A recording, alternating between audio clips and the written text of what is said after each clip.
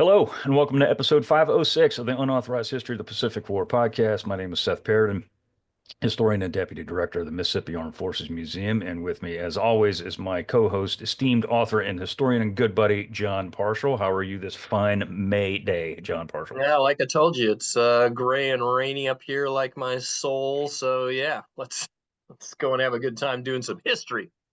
We have some really interesting stuff here today that again, I used to say this all the time, and I still do. File this in the category of I bet you didn't know this happened kind of stuff. Right. So before we do get started, I do want to give a shout out to some dudes who squired my sorry butt all over, central and north of Texas. David King and George Alexander. These guys are with the World War II Roundtable in Greenville, Texas. I went up there this past weekend and I subjected these poor people to me blathering on for 30 to 45 minutes about Nimitz's island hopping campaign through the Central Pacific and Yep. how that won the war essentially in World War II and the Pacific. And also want to give big thanks to the Audie Murphy Museum in Greenville, Texas. And John, I know you're going to go up there this fall and Yep. do I'll be your there, deal. I believe, in September. Yeah, and I'm looking forward to seeing the museum myself and blathering to the same audience at the same round table. I think it's going to be a good time. Yeah, it So absolutely was. They're great people. It's a good organization. And also, at a bonus, I got to see the Medal of Honor Museum, which, if you yeah, haven't, do it. yeah. No, I'm looking forward to that as well. Yeah, I outstanding was museum.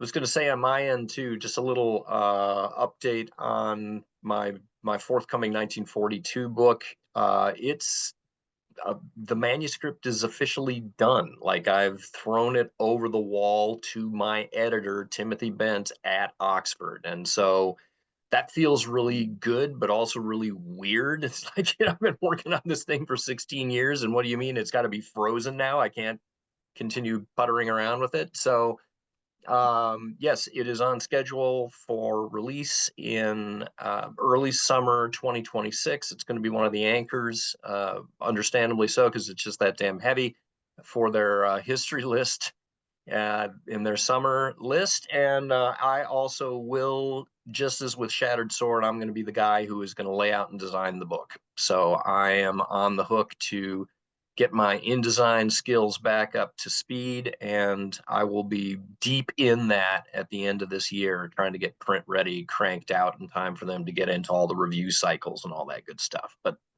thank you to everyone who's signed up on my book site, 1942book.com. And I sent out a brief update on that. I'll be sending out occasional updates. I don't want to get spammy, but anybody who has an interest in how that book is going, if you care to sign up for the mailing list, I would really appreciate it. Thanks. I was going to ask you if the mailing list is still accepting new members. Absolutely, it is. Well, So, there you go. Do it. I'll yep, put a link up here at the bottom of the screen, and you appreciate it. can't click the link because I'm not that technologically advanced, but it's not that hard. 1942book.com. Type it in your browser, and it Yep. comes up. Boom. So It's there you amazing. go. Yep. All It's the right. magic of the It's internets. magic. Anyway, all right. So as we mentioned earlier, we have a pretty important topic to get to today, as most of them are. So let's get at it.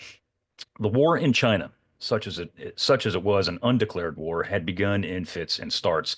Initial Japanese aggression in Manchuria in 1931, multiple incidents, Chinese and Japanese aggression around Wanping and the Marco Polo Bridge in 1937, all led to the boiling point of a simmering pot of violence that had been on the stove of mainland Asia for years. Nationalist China's de facto leader, Chiang Kai-shek, had advocated for war with Japan for many reasons, not the least of which was his own political survival. While some governmental figures inside Japan swayed from peace to war like the wind, others inside the government with louder voices advocated for a full-scale war, including Emperor Hirohito. Giving in to the Hawks, the Japanese government went full in and threw division after division into the field around the major city of Shanghai during the summer and autumn of 1937. Following the drawn-out urban battle, at the time the largest and deadliest urban combat in history until Stalingrad, victorious Japanese forces marched on, not satisfied with having chastised the Chinese as yet. With their sights set on the capital of Nanking and beyond, the Second Sino-Japanese War would devolve into a barbarous campaign that would shock the Western world and ultimately play a role in the involvement of the United States by December 1941. That is Yep. not an understatement, John. Nope, it is not. Everything that happens in the Pacific really has its root in China. That's the deal. Here and this episode is sort of like this is the beginning of the quagmire. I Yep. mean, we're sort of in the heady early days for the Japanese. They've managed to capture Shanghai. They think we got this thing by the throat at this point. We're just going to march up the river here to Nanking, and it's all going to be good. And that is, let's see if that optimism holds to the end of the episode. So Yeah, yeah, right. Sure. Yeah, it is a quagmire is a very good way to put it, as we're going to see. This is a thing that would never end. Um, so by the end of 1937, Japan controlled most of northern China. Tianjin, Beijing, is it Fatong, and Patong, I think. Xi'an, as well as the obviously Shanghai, all were under Japanese control.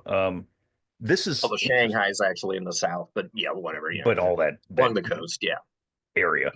And yeah. this is another thing that's really, really important is while the Japanese control a lot of the urban areas, the when you get out in the sticks and you get out in the boonies, they don't have as much influence out there. And this is where a lot of the Chinese guerrilla, both nationalist and Communist communist, and they're out unaffiliated there. too. I mean, there's just this whole melange of various bands. The Japanese, like the Germans, later on, like to just refer to anybody who is armed out there in the sticks as a bandit. And some of them are actually affiliated with legitimate or semi-legitimate governmental movements like the KMT and the communists. Others are literally just bandits, living out in the hills and robbing and whatnot. But from the standpoint of the exertion of Japanese control over the Chinese hinterland, it's all kind of the same. They've got a lot of the larger urban areas. They can probably control the roads and particularly the railroads between those urban areas. But you get out into the sticks at all, and it's like it's the wild wild west. And that's hugely important because at the end of this episode, and we'll talk about it briefly, that's where their war aims start to shift is towards those, or not the urban, the Pacification. countryside. Yep. Yeah, exactly. And that ain't gonna happen. But Right. that being said, as the Japanese are moving through all these urban areas, and to a degree, the countryside, obviously they got to get through that area to get to the cities.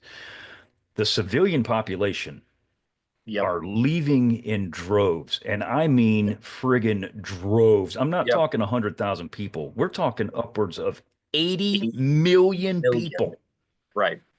And as Rich Frank points out, and we should just, be upfront here. We Hmm. both Seth and I are rocking our copies of Rich Frank's Tower of Skulls, which is, at this point, and you can see all my, the post-it notes that are jammed to the side. I'm Um, dog-eared.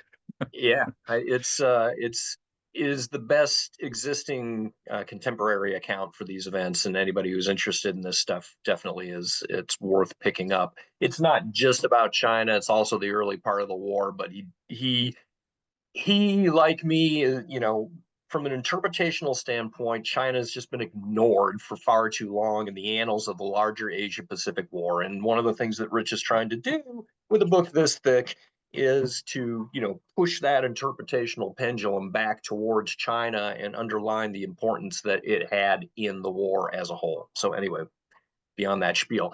As Rich points out, this may be the largest migration in recorded human history. You have 80 million refugees on the move, trying to, put whatever they can carry into carts or cars or, bamboo poles with baskets on either side, often with kids in them.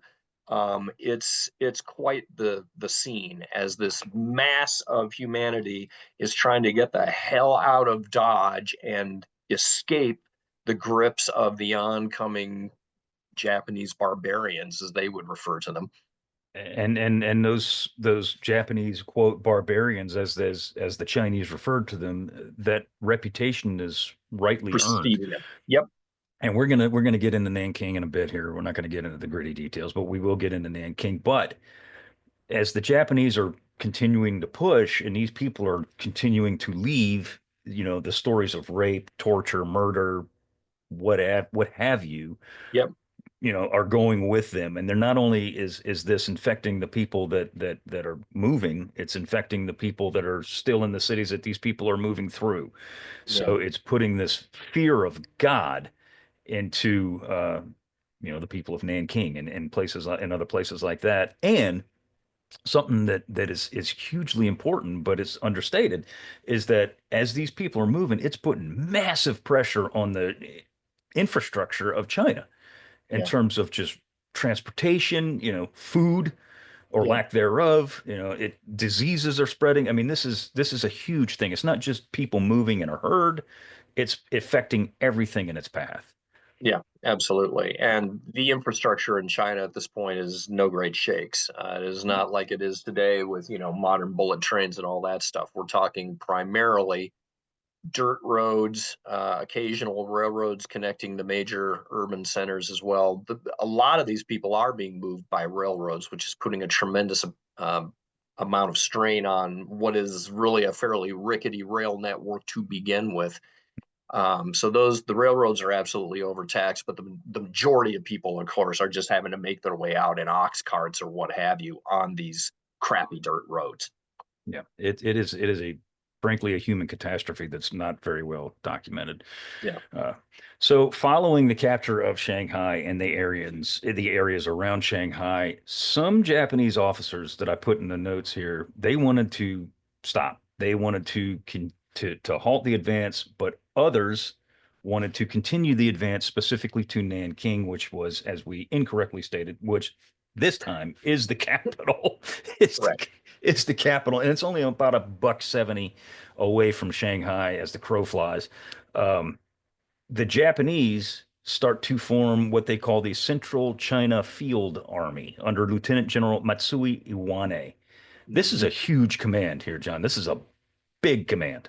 Yeah, this particular army is going to go on to be almost, double the size of what a typical Japanese army would be. When the Japanese say army, we in the West would say corps, typically composed of two or three divisions and maybe some additional elements appended to that. But this particular army is going to be the better part of 10 divisions strong, and so yeah, this is a very oversized, beefy army by Japanese standards, at least in terms of administrative. What do you want to call it? Yeah, it's overstrength. That's the bottom line. Yep. Yeah. So their job, Matsui's job, he gives his army, his field army, the orders to split. They're actually already are split because this other group arrives after the fact, and they're going to advance on Nanking via two separate routes beginning in November 1937. 10th Army would advance south of Lake Tai, and then move northwest through the countryside and approach Nanking from the south.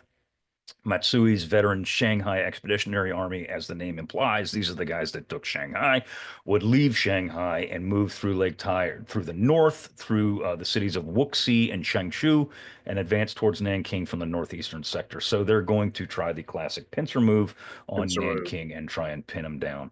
Yep. So tell us a little bit about Matsui. He's in his plan here. He wants to basically circle him and bomb him out, doesn't he? Yeah, absolutely. If you have an army that is superior in terms of firepower and mobility and cohesion, yeah, as much as possible, we want to use our firepower and our ability to maneuver to unhinge successive Chinese defensive lines. Hit them in the flank. Come down on them from both sides. Yada yada yada. So that's how they are going to move up the Yangtze towards their objectives. Matsui actually proposes, and something we'll see here and again here later in this episode, the use of poison gas, mustard gas to be specific, Mhm. to drop via air power, one Yeah, assumes, on or into or Nanking artillery or shells. artillery, Yeah, into Nanking to eradicate the Chinese. And of course, as we all know, that mustard gas is, it doesn't kill just based on uniform. It's going to kill anything that it anything. gets in contact with, because he felt that by sweeping through Nanking and pushing the Chinese out, and like boom, in one fell swoop, one violent swoop, that it could bring the Chinese to the negotiating table for the decisive battle. I mean, again, this, they're chasing this through the entirety of the war, The but war. it doesn't really work out that way. So as the Japanese draw closer to Nanking, Chiang sees the writing on the wall and he beats feet and gets out of there. He evacuates the government to Chongqing, Yep. and he moves his military headquarters, for all intents and purposes, let's be real, this is the government, honestly, to Wuhan. And yes, it is that Wuhan, the same one that's known today for other reasons. He apparently gave some serious thought to declaring Nanking an open city, Right. because Nanking holds a very special place in Chinese culture and in history, doesn't it? Yeah, it was the seat of the Ming Dynasty, and so yeah, there's a lot of emotional attachments to this particular town. And so, because of the symbolism that surrounds that, at the end of the day, he decides that he has to fight for it, and so he issues orders then to a general by the name of Tang that you are to hold this place to the death, and that is going to be what's going to end up happening in the early part of this particular battle. But yeah, it's a lovely town by all accounts. Pillared buildings and wide avenues. Definitely a city that was more along Western lines than your typical Chinese city at this point in time. And something we brought up, or you brought up actually, when we did the Marco Polo Bridge episode, is that the Japanese didn't really have, until late, they didn't really have a plan Yeah, going forward through China. They were just kind of like, let's go over yeah, here, let's take this city, maybe let's try this one over here, we'll but chastise and yeah, right. whatever the heck that means. But Yeah, Nanking was not, and I put this in the notes, and this is important. Nanking was not a strategic target. it's an Shanghai was the strategic target. This is a it's an morale. emotional target. Yes, exactly, Exactly. Yeah. exactly. Yeah, so that by capturing this, as Matsui stated himself, unless the Nanking government reconsiders its attitude and ceases resistance, Japanese troops will continue to advance to Nanking, Hankow, and even Chongqing.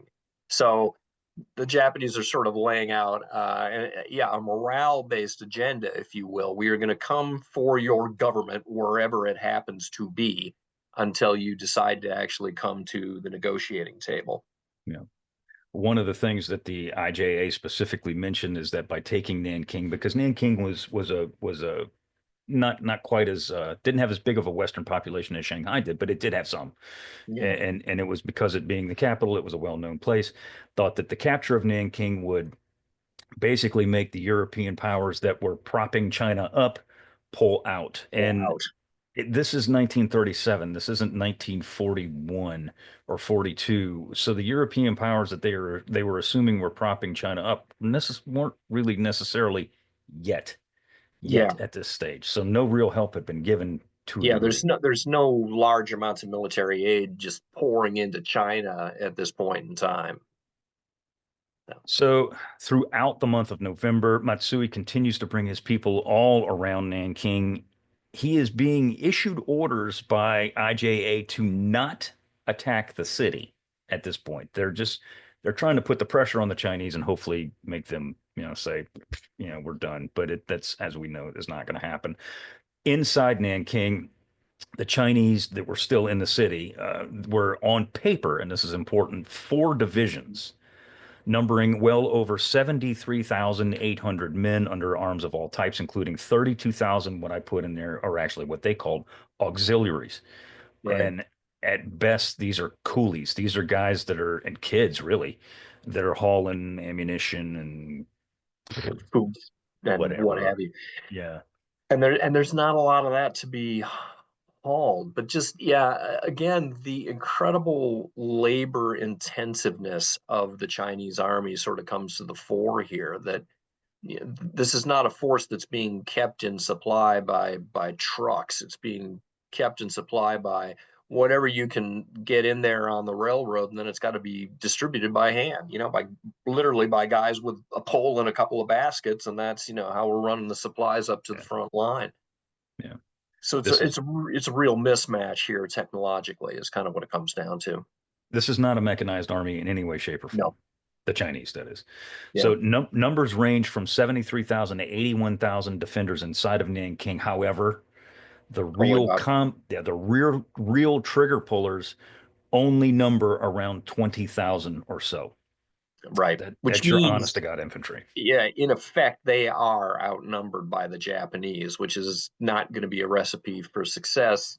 They do have the advantage that Nanking is surrounded by walls, and they're going to take advantage of that for the early parts of the fight. But yeah, that's the deal. When It's not going to, walls yeah, don't do you much good when you have an opponent that has artillery. exactly. And as we're going to see, it doesn't hold up very long.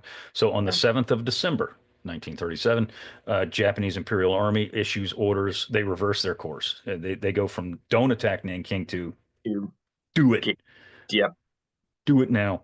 So Matsui's forces absolutely blow through the Chinese defenses in the days following and stand at the gates of Nanking the following day on yeah, December the 8th. Matsui initially demands surrender, and the Chinese answer was scorched earth. And I mean scorched earth. They burn everything. everything in their path. Yep, yep. Unfortunately, what ends up happening is that General Tang, who had been ordered to hold this place to the bitter, bitter end, abruptly reverses course and chickens out, just blatantly chickens out, and decides, no, we're going to abandon the city after all. Doesn't tell anybody, gets on a boat, skedaddles across the Yangtze, and leaves the garrison to their own devices. At which point you can imagine what happens. Morale collapses, unit cohesion collapses, and resistance then relatively abruptly collapses as well. Absolutely. So the offensive technically kicks off on December the 7th. By December the 12th, it's over with. Yep, The Japanese Sixth Division. I'm sorry. On the 11th of December, the Japanese Sixth Division enters the city from the southwest, while the Ninth Division comes through the city from the east on the same day. By the 12th, the fight is over. It's over with yep, at that point. right. So now you have a situation where you've got a city that is full of refugees, and there's never been any conclusive numbers to the sources are just all over the map. All over. Iris Chang claims that there could have been 600,000 or 700,000 people inside the city, and of course that is, they're also being intermingled then with the remnants of the Chinese garrison. So you've got young men who may have been in a uniform, may not have been in a uniform, who are now trying, if they can't flee the city directly, they are trying to blend into the city and no longer be soldiers. So you got this mishmash of people inside. And the Japanese, for their part, are concerned about that because Yeah, they've been shot at by guerrillas all the way, through this advance. And unfortunately, what that means is they are going to take an incredibly draconian approach to making sure that there are not any remaining military survivors inside that city. And in the course of doing that, the violence is going to overflow, of course, to the civilian population as well. absolutely. Matsui gets orders to quote, and I directly quote, crush enemy resistance inside the city because once they move in to Hmm. Nanking, they're still taking shots. The Yep. Chinese are still shooting at them, as you said. There's still guys in buildings popping at them, Yep. and it gets to the point where the Japanese say, okay, if it's a multi-story building, burn it to the ground. Yep. Because not everyone is shooting at them from a second story window or a third story window, but in the Japanese soldiers' eyes, they don't care. Right. And it literally the orders come down. If it's a multi-story building, burn it to the ground. And they wind up calling these guys, the Chinese who try to melt into the population, if you will, by donning civvies. They call them plainclothes soldiers. Uh-huh. And like you were saying, it's impossible to detect who was Right. shooting at you 2 days ago and who was, hauling, I don't know, food the other day, they start stripping the shirts off of these dudes and looking to see if they have marks on their shoulders from rifle fire or if their Right. hands are calloused, which could be literally any man alive at Right. that If point. you're a rice farmer, Yeah, funniest thing, yeah, you'd have calloused hands. Yeah. So yeah, the result is a dumpster fire, a human absolutely. catastrophe. It's yeah, it very quickly turns into a massacre. Yes, it does. And within the first 24 hours and it goes south quick, like Yeah. really Yeah. quick. Yeah, the first day is not that bad, Right. and in fact, some of the civilian population was actually grateful that the fighting was over, apparently, and the Japanese entered the town, and a lot of people are breathing sort of a sigh of relief, but that sigh of relief does not last long. No, it does not. On the 14th of December, Japanese infantry begin to go through the city in groups as large as 40 men. And of course, it varies. Could be five dudes, it could be 50 dudes.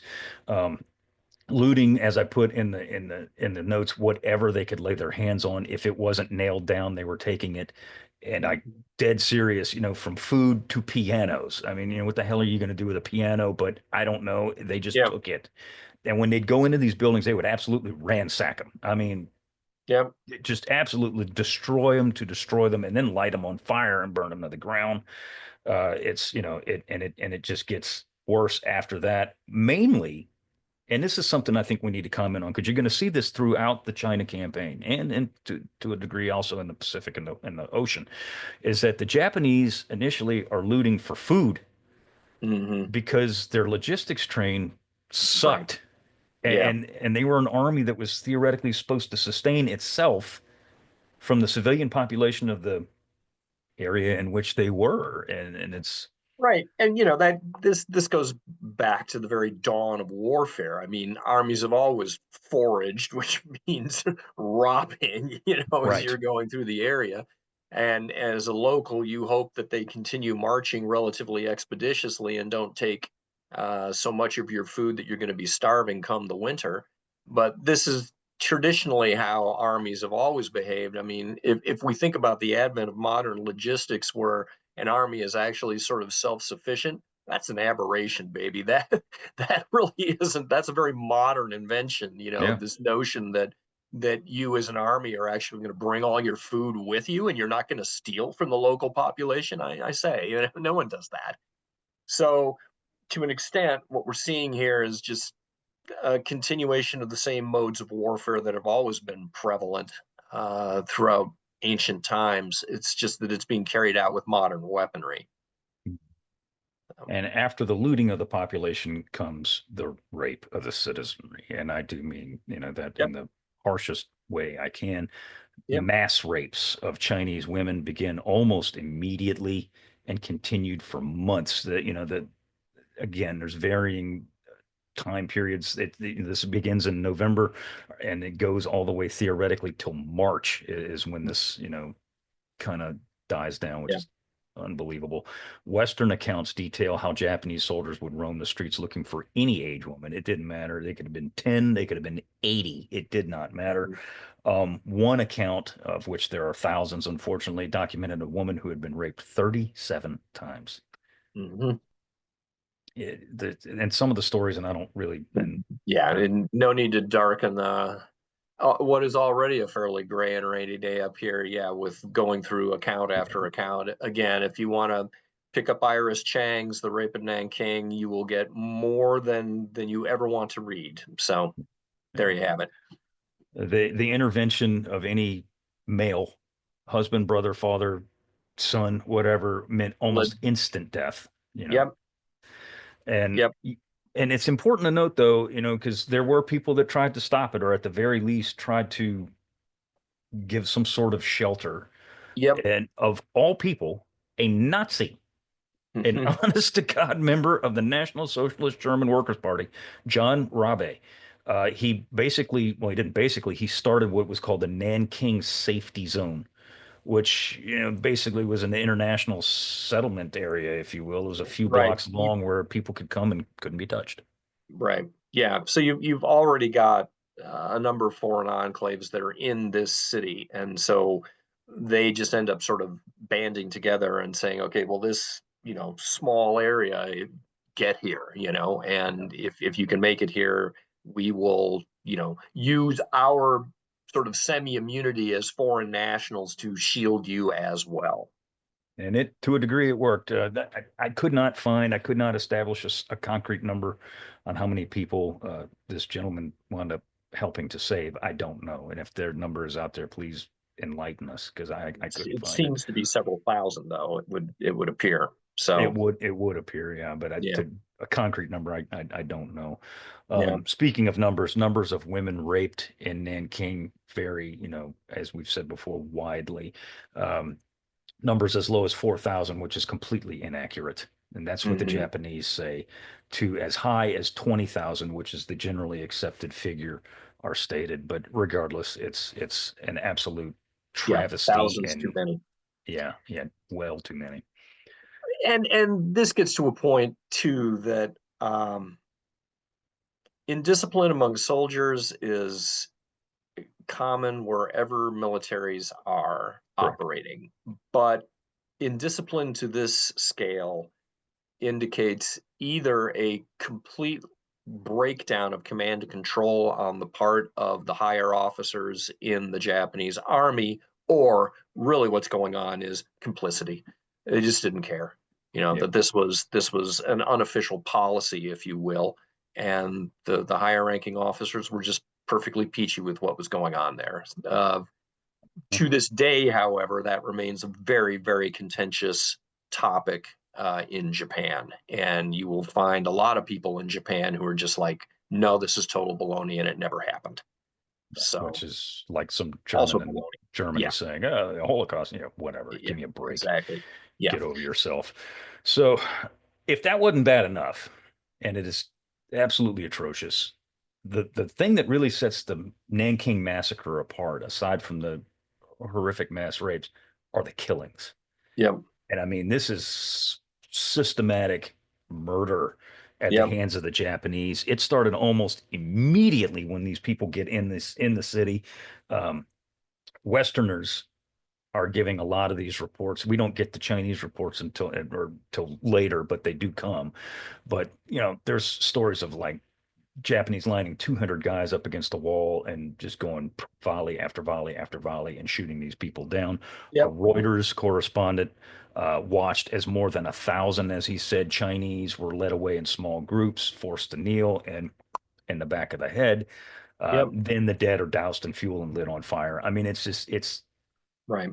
like, Yeah, and this makes the counting of the dead extremely difficult in that there were post-war attempts to assess the number of graves that had been dug and the right. number of bodies that had been buried. But if you're cremating these people, then How do you know? who knows how many were actually killed. And there are analogs here, obviously, to the Ukrainian war as well, where the Russians apparently are cremating their dead, so we'll never have an accurate count of their own losses and also the losses of Ukrainian combatants as well, because in many cases are not being buried.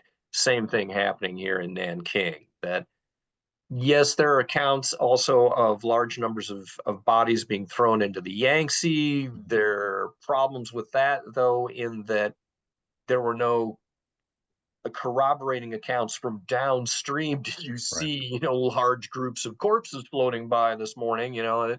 It's really hard to say. The bottom line is that we will never know the number of killings that took place in Nanking. If you read Rich Frank, he says that the number is almost certainly north of 100,000, but probably not 200,000. But of that, if you just take 100,000 as sort of the bare minimum, that can be further disaggregated into roughly half of those were probably combatants, Chinese combatants, who should have been legitimately POWs, but who were Mhm. instead just outright killed.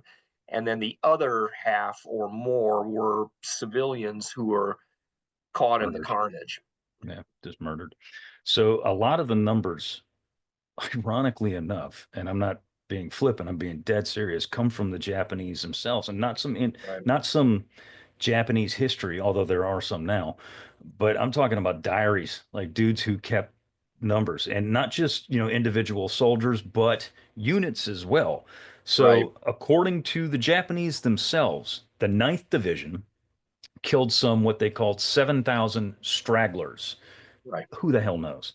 16th Division killed between 7 and 8,000 Chinese by shooting them and then throwing them in ditches. Other units, get this, Mm, counted as many as 20,000 souls. yeah, To their credit, on December 17th, 10 to 13,000 Chinese were machine gunned. yeah, It's yeah. unbelievable. Just an orgy of violence.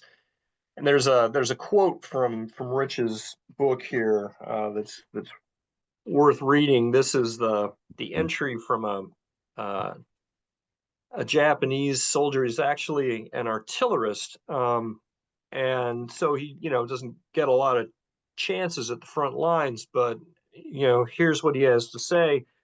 I figured I'd never get another chance like this, so I stabbed 30 of the damn chinks. Climbing atop the mountain of corpses, I felt like a real devil slayer, stabbing again and again with all my might. Ugh, ugh, the chinks groaned. There were old folks as well as kids, but we killed them lock, stock, and barrel. I also borrowed a buddy's sword and tried to decapitate some. I never experienced anything so unusual. Animals. Yep. Absolutely animalistic behavior. And you say animals, but animals don't even do that kind of thing, man. Yeah. Anyway. Unbelievable. Unbelievable. So yeah, kind of a black mark on the Japanese army's reputation, and yet, yeah, yes, Nanking is a serious spike in the violence, but it needs to be understood that this general pattern of violence and sexual criminality pertained throughout this entire war, and that even in the wake of things like the Doolittle raid, Yeah. uh, probably 250,000 Chinese civilians died in roughly similar circumstances. That the Japanese came through and burned their villages down and raped everybody they could and killed everybody afterwards. And so this is a pattern of behavior that would be exhibited over and over and over again by this particular invading army, and it needs to be kept in mind that there's this sort of constant backdrop of low level violence that is then happening in the hinterlands as the Japanese are advancing and in some cases retreating from places. That this is always going on. It's happening all the time. Yep. And it's something to be said too, as especially in the hinterland, as you say, as this violence is, befalling the civilian population, be they guerrillas or not. All that does is inspire more violence from the guerrillas, and it just ratchets up and up and Yep. up and up, and it spirals out of control. Much like on the Eastern Front, in Europe, same kind of thing. It's Yep. absolutely it's a never-ending cycle of terror. So, as Nanking is falling, the newly formed, and I do mean newly formed because this is when they did it, the IGHQ, Mhm. had their eyes set on a Chinese surrender, as we said earlier. They were hoping that with the fall of Nanking, that that Chiang would say, all right, we're done. But it was clear to anyone, as I put in the notes, with a set of eyes, that the Chinese were in disarray, and they were. Because Yep. anytime you'd hit them hard, they'd fold like a lawn chair and just go. Um, Yep. the Japanese actually tried to seek peace through German diplomats in Tokyo in late November 1937. Yep.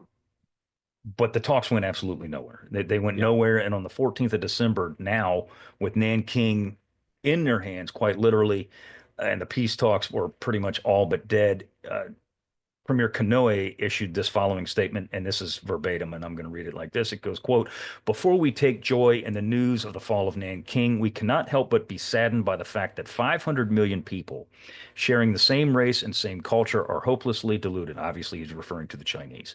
"The nationalist government went to the edge both diplomatically and by its actions with its anti-Japanese movement. They failed, however, to assume responsibility for the consequences of their actions, abandoned their capital, they did not, and split their government. Now when they are collapsing into separate military cliques, it has become clear to us that they show no sign of reflection. Accordingly, we are forced to rethink our course," unquote. Ugh.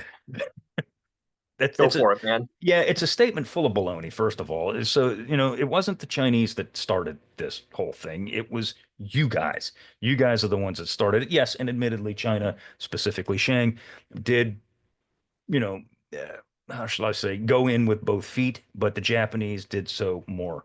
And the fact that he's issuing these statements, and clearly he's issuing this not only to the Chinese people, but he's also doing it to his own people.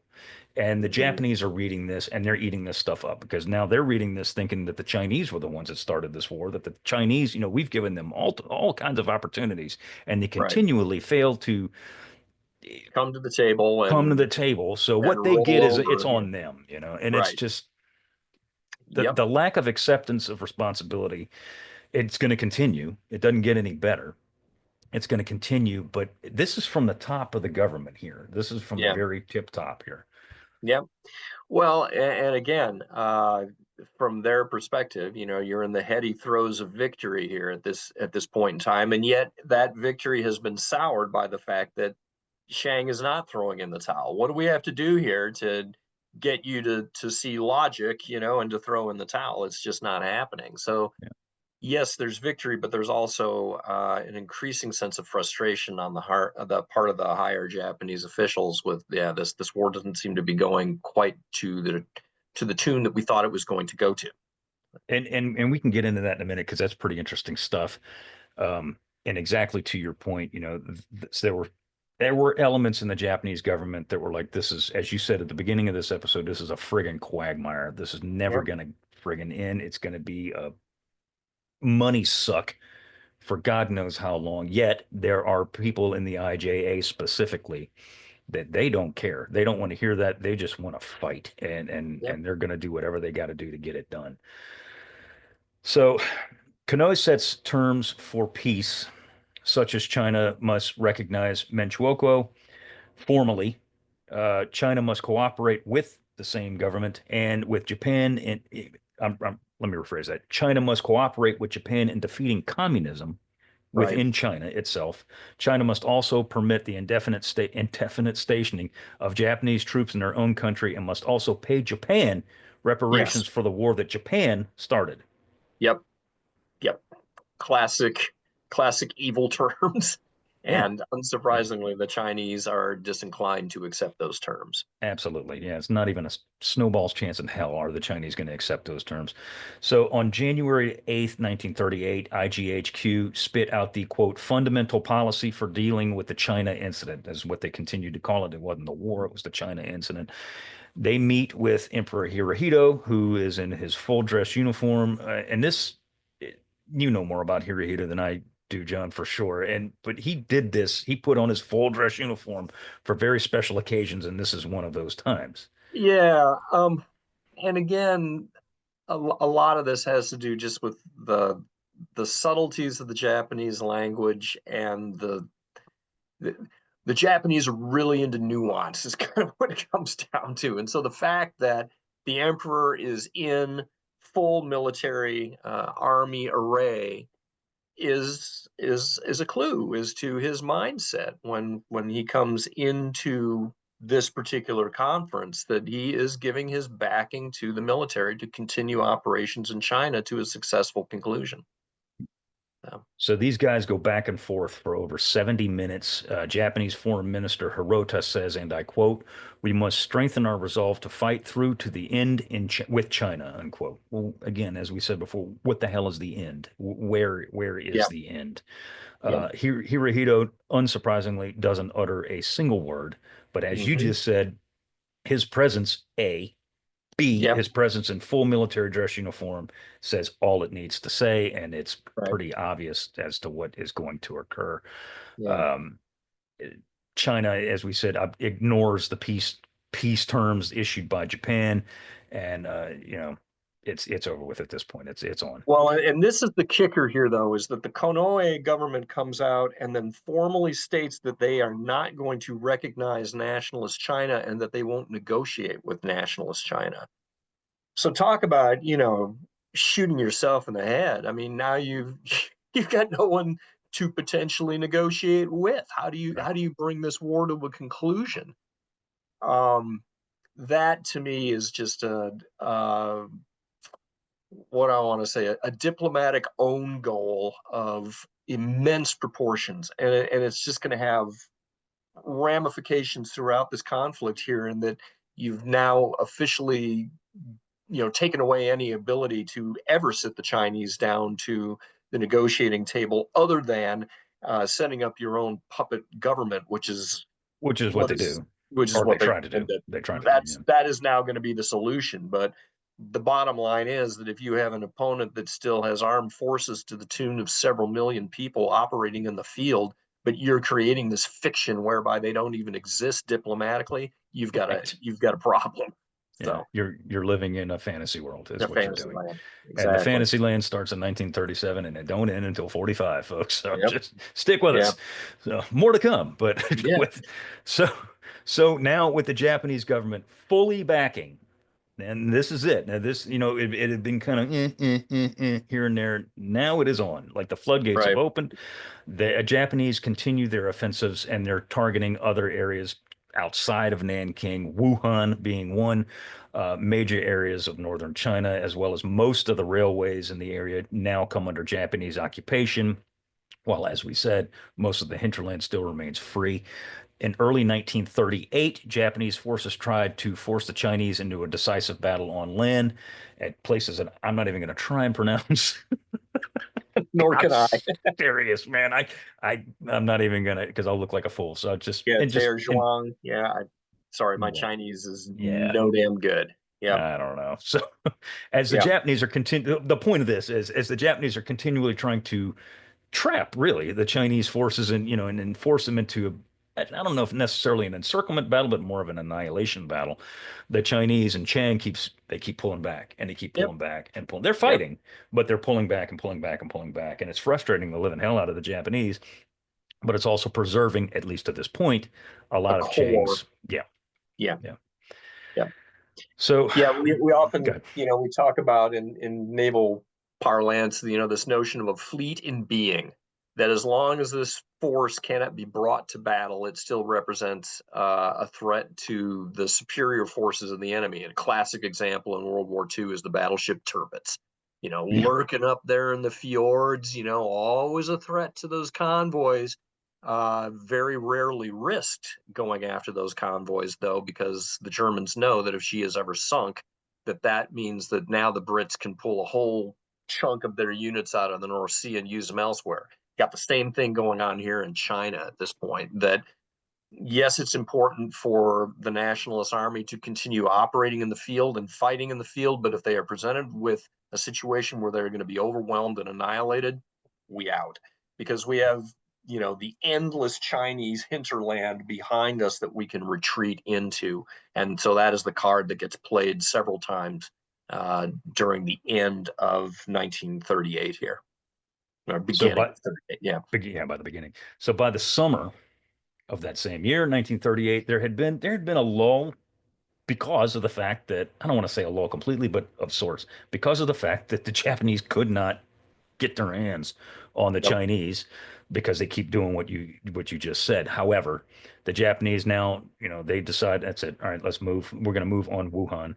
Wuhan, as I said, yes, it is that very same Wuhan that was on the news for all the wrong reasons here a few years ago. Uh, Yeah. by 1938, Wuhan is the second largest Chinese city that had yet to fall to the Mm-hmm. Japanese. It's located up the Yangtze River. It was the political and military center of Chiang's government. Now, having, as I put in the notes, having left Nanking to the wolves, quite literally, Yeah. Wuhan was also extremely important reception point for Soviet foreign aid.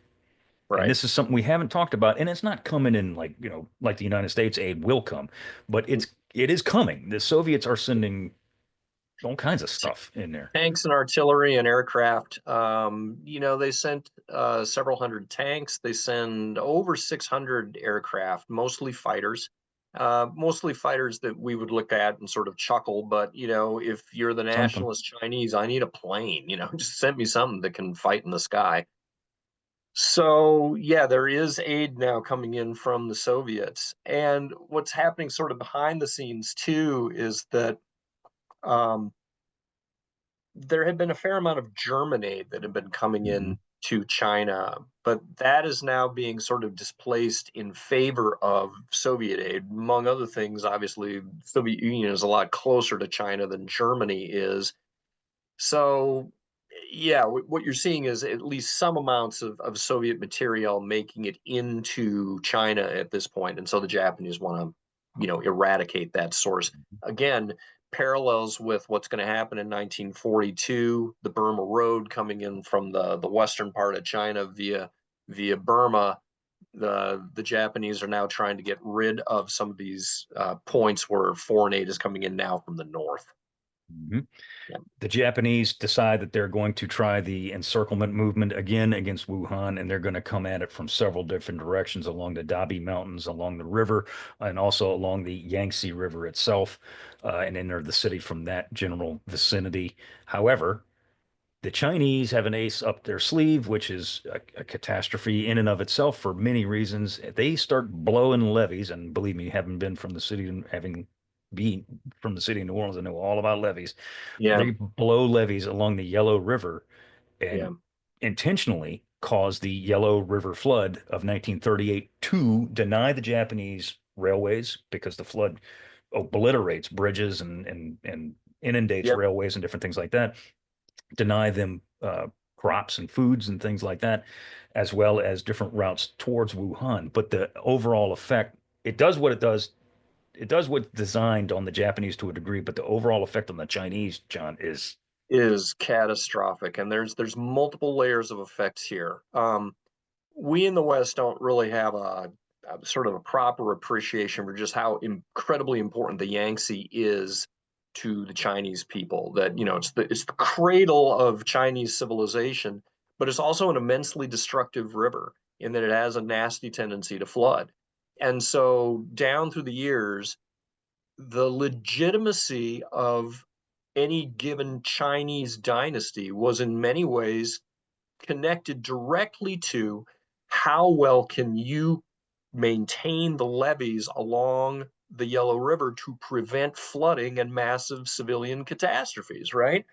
And all of the areas on either side of the Yangtze over thousands of years of human cultivation now have been completely leveled and turned into rice paddies. And so for hundreds of miles on either side of this river, it's absolutely griddle flat land by and large, meaning that if you blow the levees, you are going to create an immense human catastrophe as a result of that. And you are, in essence, delegitimizing yourselves in the eyes of the Chinese people because if you cannot maintain those levees, you are in essence losing the mandate of heaven, which was the thing that gave your government legitimacy. right. That's exactly what ends up happening here when they flood the Yangtze. The result is an immense flood that, again, the numbers we simply don't know how many people ended up dying, but it looks as if it may have been as high as 500,000 people being killed, either through just being drowned outright, or through starvation and disease as a result of having to, up stakes or just being abandoned. Okay, I found a Yeah, piece of high ground, but I'm surrounded by water, and you're on I'm an just island. gonna I'm on an island now, and I'm gonna die on this damned island because there's no food here to be found. So it's an immense human catastrophe. I remember my dad telling me about this when I was a kid, when I first started studying the war, because he knew about that. And this is an incident that isn't widely known in the West, No, but he too just sort of conveyed the horror of the whole thing. Of imagine, you know, how would you feel as Shang making the orders to blow these dikes, and it's going to have to kill hundreds of thousands of your own people, and yet if you read his diaries, he expresses no remorse about it whatsoever because the military situation at this point was so dire and the nationalist regime looked to be on the brink of collapse as the Japanese are advancing up the Yangtze that, yeah, in his eyes, the ends justified the means. We have to do anything we can to slow down the advancing invaders. I just want to reiterate the number: 500,000 people Yeah, estimated are believed to have died as a result of these floods or this flood.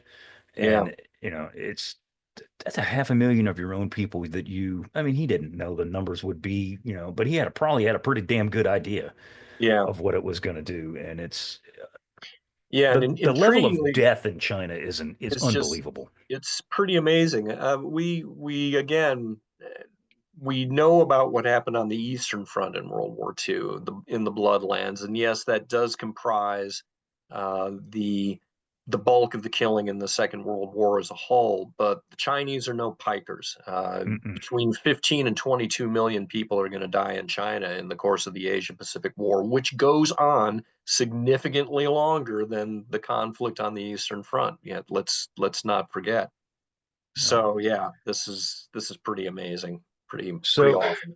it's terrible. Yeah. Yep. So Chiang, ultimately, the reason that he does this is to buy time Yep. and to deny the Japanese the routes that they want, that he knows that they want to get into Wuhan. And it works to a degree. Throughout the latter part of the spring and into June 1938, the Chinese build extensive defensive positions around Wuhan and the areas around Wuhan, and just absolutely pour human beings into the area. Chiang masses more than 800,000 men, Hmm. not in the city, around the area and in the city, consisting of 256,000 in and around the city and its surrounding territories in the Yangtze Valley. Facing the Chinese were between 300,000 and 400,000 Imperial Japanese Army soldiers. So this is not going to be Yeah. some small scale event here. This is huge. Yeah. The fight for Wuhan is kicked off by several intense Japanese air raids, large scale air raids on the city and its environs. Infantry combat officially begins on June the 15th as Japanese make amphibious landings, multiple amphibious landings, plural, near Anqing and later Madang. Um, as Japanese forces move past Madang, elements that had been bypassed, for lack of a better term, are Chinese elements are then attacked by rear echelon Japanese troops or troops that are sent to eliminate these pockets of resistance. And the Japanese, specifically around the Madang fortress, are repulsed 4 times at least that we know of, with Hmm. heavy casualties by the Japanese. I mean, by the Chinese. The Japanese then call in naval gunfire because they're on a Yeah. river. Right. And here, this is important here, John. The talk earlier in Nanking about using mustard gas it never comes to fruition that we know of. It does Sure here, does though. here. Yes, it Yeah. does. Yes, Yeah. it does. So this is the first instance that we know of the Japanese employing chemical weapons in the Chinese campaign. I Mhm. was gonna just mention too briefly that we do intend to do an episode on the air war in China, and Mhm. hoping to have on a friend of mine, a guy named Justin Pike, who really is on top of this stuff, and talk with him about the Chinese Japanese air war, because the Japanese are actually doing some very sophisticated uh, aerial bombardments and attacks. I mean, again, by the standards of 1937, 38, they are launching air raids of tremendous distance into the Chinese interior. Raids conducted over distances that would have been considered pretty formidable by the standards of RAF Bomber Command, even in 41, 42. So there's a lot going on overhead that we really can't get into right now, but we will get into it at some point. Overhead. I like what you did there. I saw that. Award-winning author, you know. There you go. Yeah. There you go. All right. So following these swift defeats along the river, the Chinese actually did start to bow up. They started to, really make use of their defensive positions and started to deny the Japanese the swift route towards Wuhan that they actually wanted.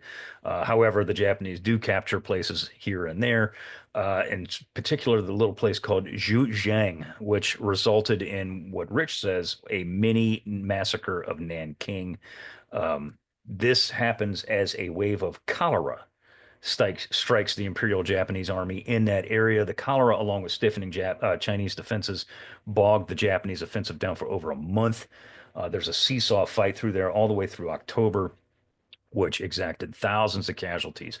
And I want to touch on this for a second, and again, we mentioned it a minute ago, or a few minutes ago rather, about the Japanese logistic or lack thereof as they're Yeah. going through China. They're living on the land quite literally, or the people. Um, the It's China a was no euphemistic word for stealing. Yeah, Yes, that's yes, it. yes, Right. yes. Yeah. But China was no garden spot Yeah. for infantry in the Japanese army. Quite the opposite. They absolutely detested it because of the disease, the The climate. heat. Yeah, Yeah. hotter than fire. Yeah. And these guys are getting struck down with dysentery, with malaria, cholera here for crying out loud. And they're dropping like flies. There's a lot of Japanese casualties that are you know, um, again, I should have had them, but I don't have the numbers in front of me that are just based off of disease alone as they're Yeah. venturing further and further into China. So this is an absolutely dreadful campaign from both sides. Which is somewhat ironic too, because the Japanese Army medical services were really fairly first rate, and this is one of the most over vaccinated armies around this time period. I mean, they gave shots for everything in the Japanese army. So they understood how to fight these diseases, and yet the fact that they had these massive cholera outbreaks just gives you a sense for, yeah, just how bad the campaigning in the Chinese hinterland is. The water is crappy. It's hard to filter it all, et cetera, et cetera. So yeah, you've got real disease outbreaks in an army that actually has a fairly good basic medical infrastructure to it. It tells you something. Yeah, it's a hellhole, is what it Yeah. is. So, so near the fortress of Tianjin, and Hmm. again, forgive me if my Yep. Forgive pronunciation is us. inaccurate. We're trying. Yeah. The Chinese basically did another Madang. They huddled up in a fortress, and it quite literally is a fortress up there, um, and essentially forced the Japanese to come dig them out. The Japanese again resort to mustard gas, and there's at least two other times in between these two uses that we mentioned that the Japanese do use mustard gas specifically on the Hmm. Chinese, and sometimes they just drop it on or shoot it into villages itself just to clear the path, if you will. So this Lovely. it's yeah, yeah, aren't they? They're really nice. Yeah. So what this does, though, capturing this specific area, is it does open up the railway, and this allows the Japanese to essentially bypass the flooded area and get up the railway and start moving towards Wuhan quicker. The Japanese do begin to encircle the city, and at this point, Chiang pulls out again, moves everything to Chongqing.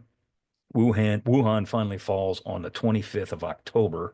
And as I Yeah. put in the notes, as a middle finger to the Japanese, and to obviously preserve their use for the nationalists, the Chiang directs the disassembly and movement of most of the region, Wuhan, their industrial plants, and moves them out of the area. Yeah. And the Soviets do the same thing, John. Yeah, this is sort of a precursor to what we're going to see in 1941, 1942, when the Soviets, as everybody knows, did this massive industrial movement where they brought, it's only about 10% of their plant and equipment, but it was all stuff that was directly related to war making, and then 25 million workers along with it.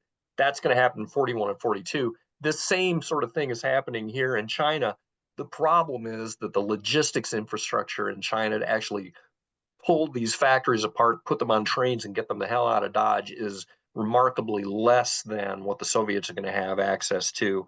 So despite the best efforts of Shang's economics minister, a guy named Wang Hao Wang, who was actually a very capable, well educated guy, it was still going to be sort of the poor man's version of what we're going to see happen in the Soviet Union later on.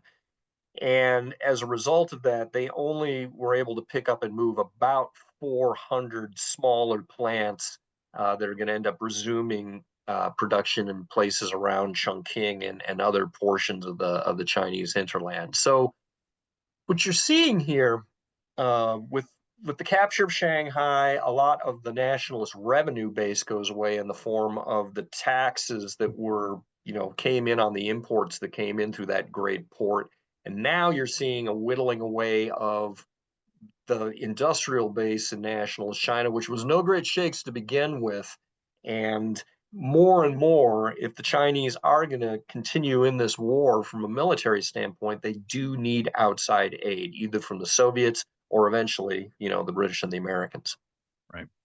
So the casualty figures for Wuhan, and again, there's a it's about as It's clear as all on the mud, map. but Yeah, we have a general idea. So the Japanese 11th Army suffers, and this is from right out of Rich's book here, 4,567 killed, 17,380 wounded, which is significant, but just wait. The Chinese and its surrounding territories and the fight for Wuhan and the general environs cost the Chinese an estimated 1 million civilians yeah, and more than 500,000 Chinese soldiers were killed in either combat or because of diseases or wounds. 1 million civilians and either 500 and between 500,000 military personnel.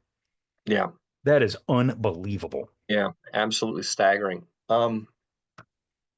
And again, I often look at warfare through an economic prism, and here's an example of what happens when you pit a very inadequately armed light infantry force that is mostly toting, rifles, and you're lucky to find an occasional light machine gun, barely anything in the way of artillery, up against a modern westernized military in the form of the Japanese that have heavy firepower and airborne support.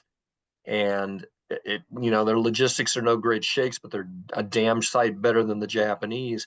I would be really interested to know how many of those 500,000 Chinese soldiers died of wounds that we would look at now Yeah, as being trivial, you yeah, know.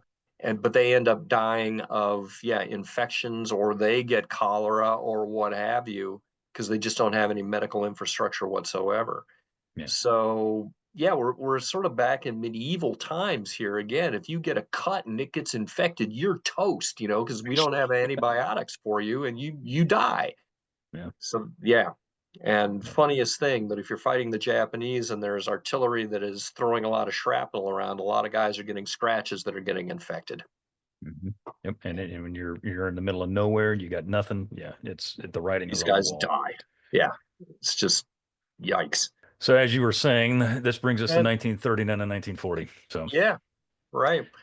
It's interesting here because and this is a thing that that Rich points out, that from all outside appearances you would think at this point that Chinese resistance would be collapsing, because losing Wuhan is a catastrophe, the casualties are catastrophic, and yet paradoxically what ends up happening uh, during this time frame is that there's almost a renaissance within the nationalist culture, in that in this huge mass of fleeing refugees are large numbers of students, and there aren't many in China. It's like 0.01% of the population goes to college in China at this point in time. But in Wuhan itself, before its fall, there was a welling up of a free press. There were a lot of mhm. newspapers that were in Yep. production. There were a lot of different opinions, being voiced. And the nationalist government, for once, was not, clamping down on that. And Right. so, despite the fact that the military situation was absolutely dire, there was a coalescing of public opinion around the nationalist government, or at least around the notion that we have to continue fighting the Japanese. Right. Uh, which is balanced by the fact that they're all in at this point with both feet as well. That Mhm. we've broken the dikes, man. And Quite uh, literally. uh, yeah, a 500,000 of our own people have died in these floods. We owe it to them. We have to keep fighting, and yet the economic basis for that prolonged struggle is continually narrowing. It's really interesting because what you end up seeing is, whereas the Japanese are hoping that the Chinese are going to fall apart as a result of these calamities, and they are calamities, the Chinese are absolutely stiffening at this point. I'm not going Yep. to, it's not going to, that stiffened resolve will not maintain its same level of further fervor throughout the entirety of this war. It's definitely going to be weakening by 44, 45. But for the time being, the nationalist government has enough of a hold over the people that they are willing to continue this fight. Yeah, and I think it's almost kind of like an underdog thing, you know. Yeah, We've taken a hit, we take another hit, we took one more hit, and good God, here comes another one. But damn it, but we're we're still still standing. standing. We're Yeah, still here. we're still And here. and the thing is too, and this is incredibly important, is we talked about this the last several episodes when it came to China, Chiang, is that yes, he was the de facto leader, nationalist leader, but he had never been elected or anything like that. There was Right. no, nothing like that there. But now he is the unquestioned nationalist leader. People are looking Yes. at this guy and saying, he's still here. He still believes we can win. So you know what? I'm throwing my lot with Chang. And this is, I mean, Yep. and communist forces are there. Don't get me wrong. God Right. knows. But he is the unquestioned nationalist leader within China for now, anyway. Yeah.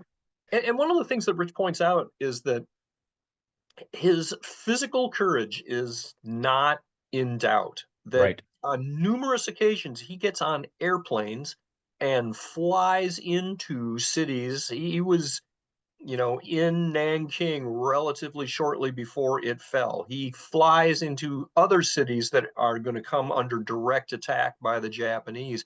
And understand that the Japanese essentially own the skies. He could have been Mhm. shot down very easily by, Japanese fighters, but he is out there putting his skin on the line. And as Rich points out, you didn't see Churchill flying into Malta. You never saw FDR flying into Guadalcanal. Not Right. that. So Shang has got some bona fides here as far as his leadership qualities and his own physical courage. That goes a long way too. If your Absolutely. people are suffering and you're the leader and you got the stones to say, hey, hey, here I am. That Yeah, goes a long freaking way, man. Morale, I say it all the time. Morale is it's huge. hugely underrated in terms of Yeah. people's will to resist.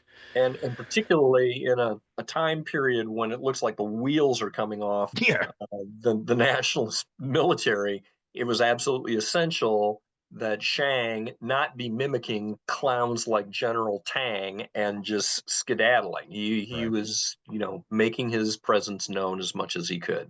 Absolutely. Now Anyway, for Japan, yes.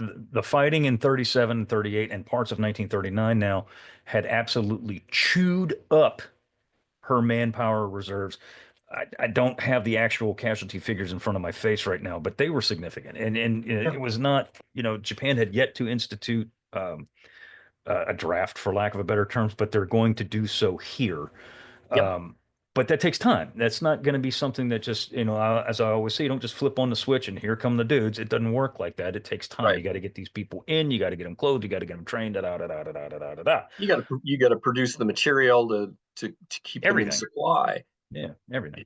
Japan is a modern military, a modern industrialized nation state, but it does not have enormous economic reserves. Certainly not at the tail end of the Great Depression, which had affected them just as badly, or if not more badly, than what was going on in places like the States. So the fact that this war is now draining imperial coffers to the tune of $5 million a day, that's an extensive amount of money by Japanese standards. This is really straining them. And that's Yeah. one of the things that also gets sort of lost. For the Americans, we view the beginning of the war as, December 7th, 1941. That's when we got on a wartime footing. Japan had been on that wartime footing since the end of 1938 or thereabouts. Rationing is going to be put in place for food. The draft is going to be instituted. This is a country that has been on a full military footing for years before they actually end up attacking us. And it's because of this war in China, which is making such huge drains on the reserves. I don't have the casualty figures either, but I'm certain that by this point they're well into the hundreds of thousands Oh, of, sure. yeah, killed and wounded, certainly. So, Absolutely. Yeah, yep, absolutely. So, I mean, you got to figure this is, uh, if you want to consider, yeah, I mean, this is 2.5 years worth of right, open conflict. So, yeah, there's a lot of yep, guys that have been, yeah, put under the soil here. So, the Japanese government made mention that ending the China incident merely by military force. This is fascinating here. These are the same dudes who some of them were but no saying, way, "Yeah, let's fight," and some of the dudes are saying, "No, let's not fight." So Konoe says that ending the China incident merely by military force was beyond Japanese ability yes, by and yet, 1939. yeah, but you have shot yourself in the head diplomatically because you won't negotiate with the Yeah, Chinese nationalists. So, just how do you intend to bring this war to a close, my dude? Yeah, they don't know because there is still to this date, 1939, there's still no, as I said, grand strategy for yeah, ending the war. It's not like, okay, if we reach Chungking, the war's over. yeah, We're gonna, it doesn't, they don't have any idea. There's literally is no end in sight. yep, Now, the IJA now switches from essentially the offensive to a strategic defense all mm, across the area. And there are some offensives here and there, but I mean, moreover, they hold put with what they have and attempt to, quote, bring order to the areas now under Japanese control, which is means, as classic we know, pacification. yep, Yep, death and destruction. So right. Konoe resigns here, John, and somebody else takes his place, doesn't it? Yeah. So enter a guy named Kiichiro Hiranuma, who is a baron, a member of the aristocracy that is all going to be abolished after the war, I should say. He is an arch conservative, also an arch enemy of Konoe as well. So this is a guy who, if if we look at Konoe as being the guy that got this war underway, this is a guy in Hiranuma who is even more poorly positioned to end it because he's even further to the right than Konoe was. And as a result, he'll be picking up life imprisonment after the war actually concludes. So he does try to ease back on his right wing views, at least to a certain extent. Um, and among other things, Hirohito does make his wishes known at this point in time that whereas Hiranuma is an admirer of the Nazis and would probably like to get in bed with them straight away, Oh yeah. Hirohito makes it known that he does not want Japan to be aligning itself with Nazi Germany at this point in time. And why? Because he doesn't want to endure the wrath of the United States. Because Right. again, as we all know, and we're going to do separate episodes on all this stuff, Japan is still taking in our stuff, our oil, our Yep. scrap metal, our whatever Yep. that we're Yep. sending over there. And he knows that if they get in bed with the Krauts, then that is likely going to end. Yes. So, to that end, in the Yes. opinion of the West, it was clear, it was very obvious, that Japan was the aggressor here and that China should be pitied. And I put this in the notes, and this is straight out of the book. As me mentioned earlier, most countries felt that China would eventually falter and eventually just fail and end by 1938. Uh, for the U.S., the opinion of the Japanese invasion of Manchuria way back in 32 or 31 was, quote, reprehensible. At that time, U.S. President Herbert Hoover ruled out any use of force against Japan immediately in 1931. As soon as they invade Manchuria, Hoover's like, nope, we're not doing anything at all. Um, Hmm. Hoover's advisors advised against any kind of sanctions in 1932, fearing that that would spark a war with Japan. And the United States was not ready to fight then, nor were they ready to fight in 1938. Nor Yeah. did we want to. We did not want to go to war at that time. Hoover, for the most part, as I put in notes, chose to ignore the situation, and me being the smartass that I am, put much like he did his own country's plight from 29 to 32, because he did. Fair's fair. Yeah. Yeah. Exactly. He did. Yeah. So, Yeah. so the quote new president, although he's not new by 1939, of course, is Franklin Delano Roosevelt. He had personal ties to China, and he had family on the Delano side that had lived in China, that had worked in China. So he had a soft spot for China specifically.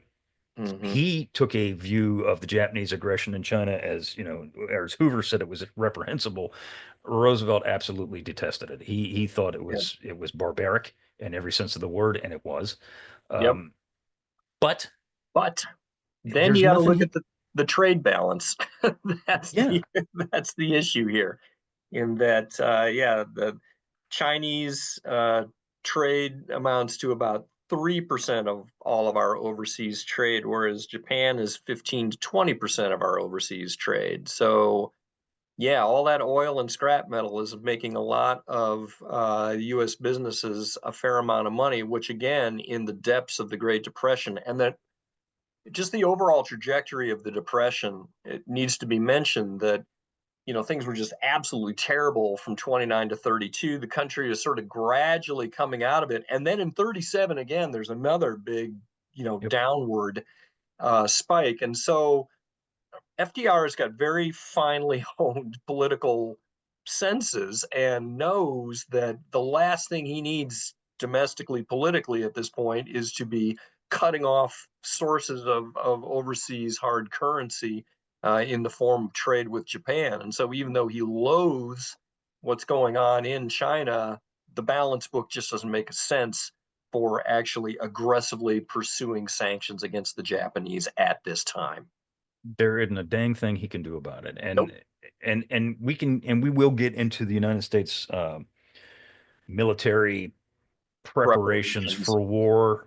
This is not Suffice to say, we're not ready to no, go in not even 1930, close. not, yeah, 38, Not 39. not even close, Nowhere man. near.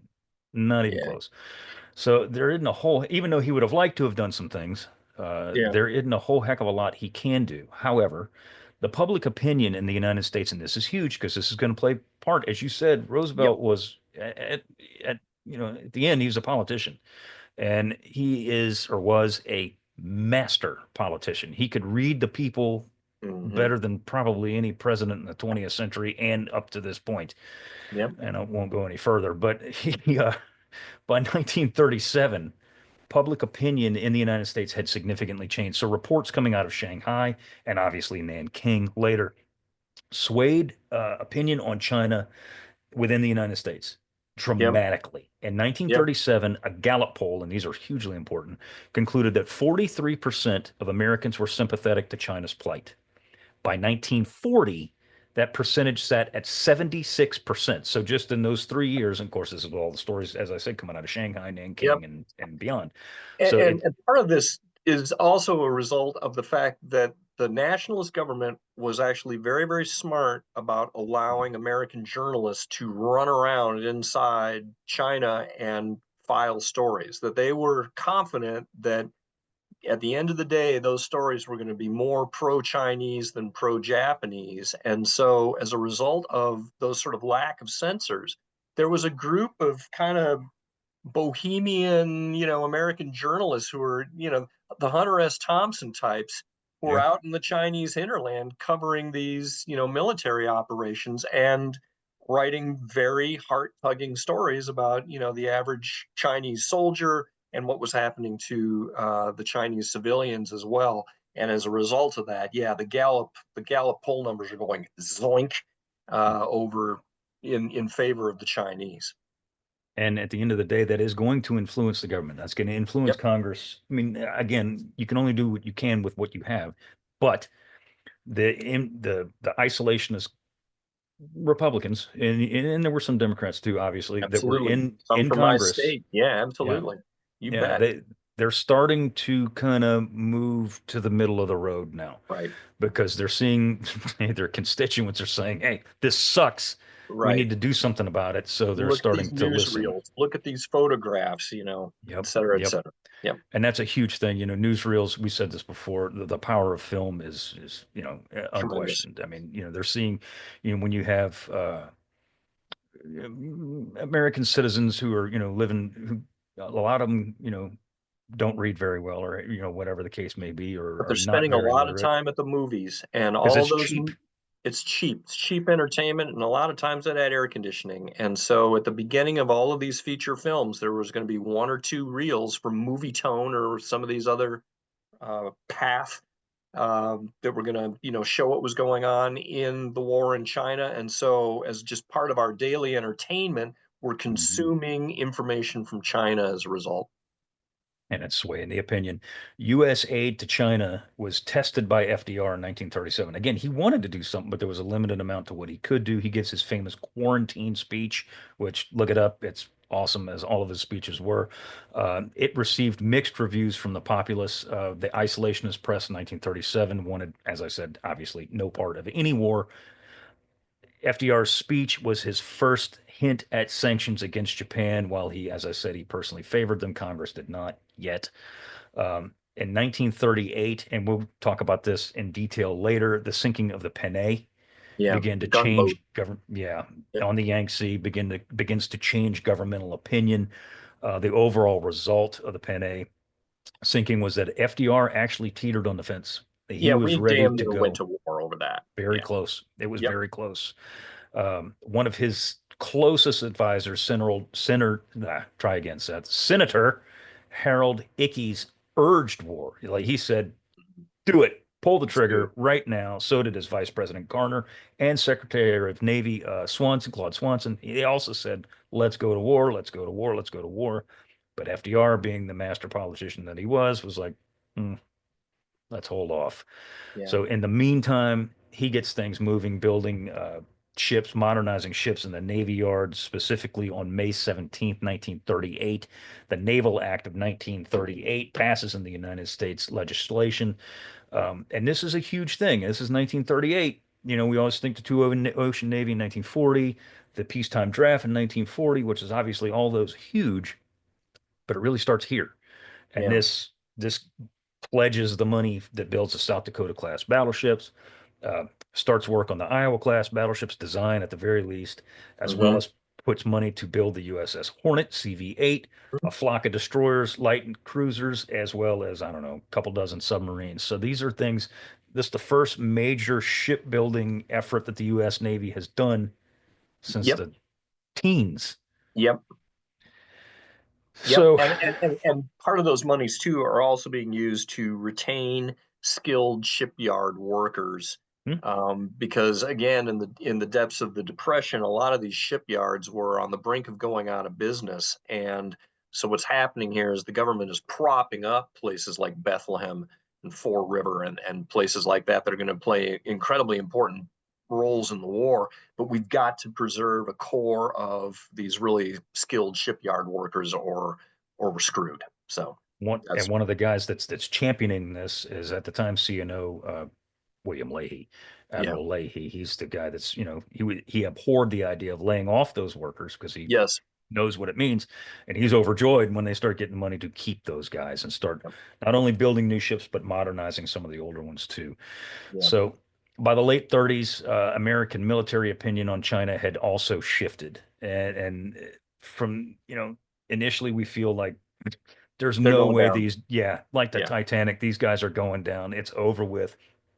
But as the Japanese offensive stalls, and yep, as we said, shifts to a defensive mode, uh, people in the know in China, specifically Vinegar Joe Stilwell and guys like Evans Carlson, hmm, who's a personal friend of FDR's, start putting the bug in his ear. These guys, maybe they can hold out. Not they only can may they hang hold on. out, they might be able to win. Right. So they're seen by the end of the 30s, the beginning of 1940, as a staunch defensive force that can potentially hold out against the Japanese, which is, Right. as you put, it's unfortunate to a degree, though. Yeah, because this plants the seeds of what is going to be increasing American frustration the longer this war goes on into the 43, 44 time frame. The Americans have always hoped that if we just put enough modern weapons and training into the nationalist army, that this is going to be a force that is going to be able to take the offensive against the Japanese and maybe end the China campaign on their own dime rather than us having to do it for them. And that's never going to happen because the nationalist regime is financially so hamstrung at this point, and there is no industrial base within China. Um, I think you can make a credible argument. I think that the most important resource we could have sent over the hump later on in the war was not military aid, but just suitcases full of money. Yeah. that that that if you had been able to pay, nationalist government officials such that they didn't have to descend into corruption in order to, do their jobs, if you could have actually paid the peasants to feed your troops rather than stealing from them, the nationalist government would have been a whole lot better off. But anyway, that's down the road. By the beginning of 39, we talked about what the U.S. could do or what they wanted to do and what they could do were two totally different things. But by Yes. the beginning of 1939, as you had mentioned earlier, the U.S. economy, which had taken, well, it was a recession in 1937, had started to Yeah. climb out of that recession in 38. By 1939, we are essentially out of that recession. We were able to put a hand in there at the very least. We send $25 million, which is a lot of money in those days, Yeah. to China as a loan for arms purchases. And these purchases are going to come from the Soviet Union by and large. Yep. It's only going to grow from there. On the 26th of July, 1939, the United States government officially notified Japan, and this is hugely important, Mm-hmm. officially notified Japan that they would not renew the U.S.-Japan Treaty of Commerce and Navigation as a direct result of Japanese aggression in China. With this, the U.S. officially puts Japan on notice that more serious economic sanctions would follow should Japan continue the war in China, which, as we all know, they do. Yep. Hirohito, as I put, as typical, does jack squat. Although, you can also debate what ability did he What is he have going to to, do? yeah, exactly. That Would the structure of the Meiji Constitution hamstrings him. I'm not saying that he was, sitting on the sidelines wishing he could change things dramatically. At the end of the day, it really comes down to Japanese politicians to do that. Unfortunately, an increasing number of those politicians are former military officers who are still slavering for some sort of a direct military solution within China, which the more perceptive of their number already recognize is can't be done. That's a That bog. we have conquered ourselves into a dead end here, and we really can't advance any further than we already have. So All right, my we man. here we are at the end of the tar baby. That's where we're at this Yeah, point. China that has is it. turned into a morass. That So is it. uplifting, Anything good else? stuff. No, no, this is great. Good I thought times. this one I think was utterly fascinating, and it Yeah. only gets more so with the. I'm not a politically charged guy, but as things continue to devolve, from especially 39 into 41, it just gets uberly fascinating with the tit for tat that the U.S. and Japan do back and forth and back and forth. And Mm-hmm. of course, it leads us to where we all Yeah. know where. Things. Yeah. Things, yes, things indeed. All right. Well, you All good? right.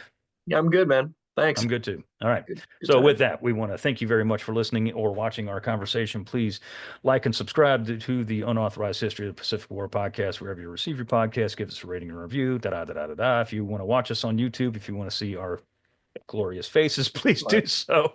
You know where to find us. If you got a question or a comment, send us an email at unauthorizedpacificpodcast@gmail.com. Once again, my name is Seth Paridon, and I want to thank you all very much for listening and or watching. John, my good friend, thank you for being here. And Absolutely. And we'll see everybody next week.